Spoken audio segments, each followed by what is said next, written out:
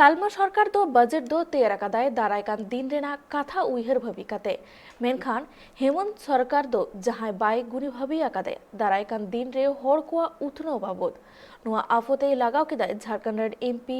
महेश पोद्दार उनिया लैजे हेमंत सरकारा निये धाव रेना बजेट रे जहां नावा दो चेतगे बनुआ मारी बजेट लेका की नुआ होय सदर अकादाय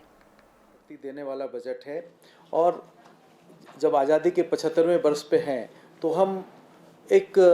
राष्ट्र के तौर पे 100 वर्ष में हमारा राष्ट्र कैसा होगा इसकी एक कल्पना करते हुए इस दिशा में बढ़ने का हमने एक प्रावधान किया है और अगले 25 साल का एक विजन भी पेश किया है। लेकिन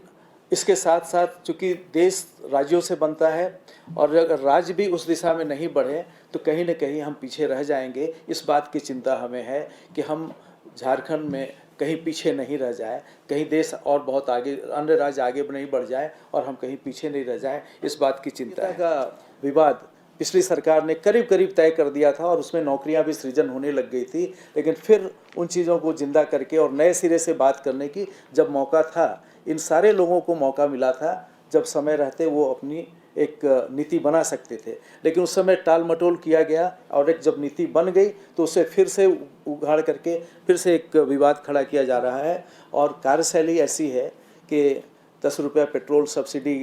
की योजना जो लगी है तो उस योजना में उपलब्धि कैसी है